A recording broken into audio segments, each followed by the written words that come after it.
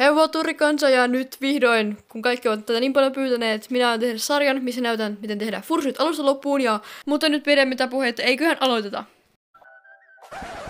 Joo, mulla kävi tässä semmonen juttu, että vähän niinku unohdin, että mun piti kuvata tämän fursuit tekeminen, joten mä saatoin vähän niinku aloittaa sen ennen kuin mä kuvasin. Mutta mä aloitan, jos teillä nyt on silmät päässä, että pystyy näkemään suunnilleen, mitä mä oon tossa tehnyt. Mutta näin lyhyesti sanottuna siis mittaatte ton vaahtomomenteen pään ympärille, liimaatte sen ja sitten laitatte ton ylhäällä olevan kaaren siihen jotenkin kauniisti, mitä mä oon laittanut ja hei hei. Joo, mä itse ainakin hyödynnän tossa tosi paljon noita nuppineuloja, koska se helpottaa, kun ei itse tarvitse pitää sitä paikallaan niin kauan, että se vaahtomo pysyy siinä ja no en mä oikeastaan tiedä mitä mä täällä kommentoin, että jos teillä on jotain kysyttävää, niin laittakaa vaikka tuonne kommenttiboksia. Mä yritän parhaani mukaan vastailla, että juu.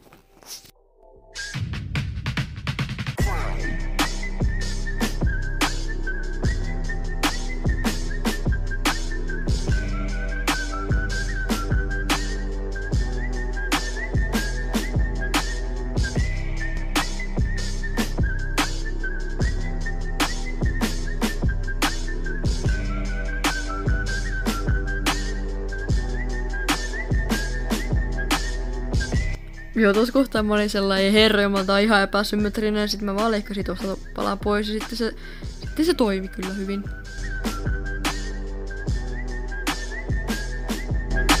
Sitten tässä kohtaa mä aloin vähän tasoittelemaan noita kulmia ja siis BTV, tää vaahtomuovin leikkaaminen on niinku kunnon saksikilleri, että nää niinku tuhoaa sakset niinku totaalisesti. Ja tässä kohtaa mä sitten aloin täyttelemaan noita reikiä, jät ärvika hehe.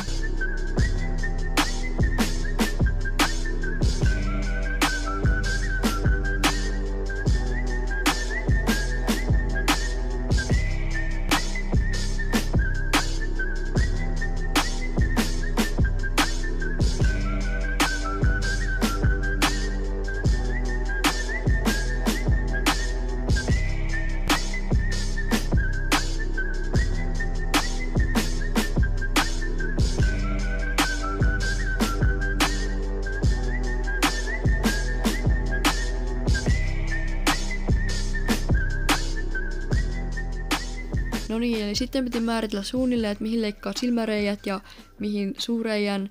Ja ne tehdään sellainen, että painaa vaan niinku basen läpi kohtaa, missä silmät on ja piirtää siihen ympärille ja sama sitten mihin niinku nenä ja suu on.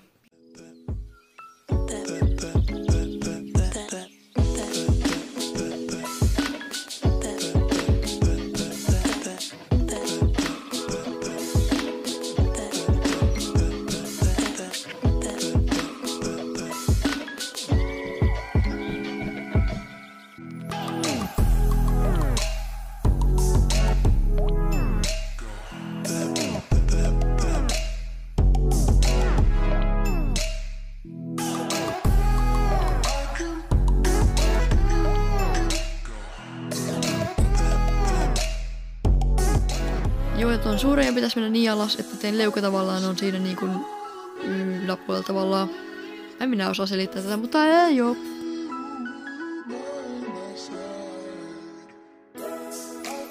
Joo, ja sitten voitte tavallaan piirtää, että minkä muotoisen ja kokoisen siitä silmästä teette.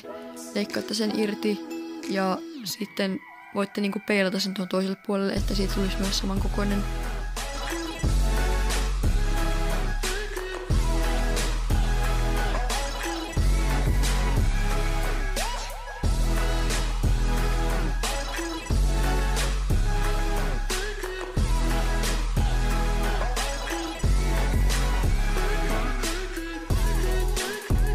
No ei perkulää, mehän ollaan luotu jo tämmönen todella kaunis fursuit-pose ja joo mä lupaan, tää tulee näyttämään järkevämmältä sitten kun se saa kuonon ja kulmakarvat lyhyemmäs. Ja se ensi osa tuleekin varmaan huomenna tai sitten maanantaina. Jos saadaan 100 tykkäystä tälle videolle, mä lupaan tehdä kaikille tykkäille ilmaisen fursuitin.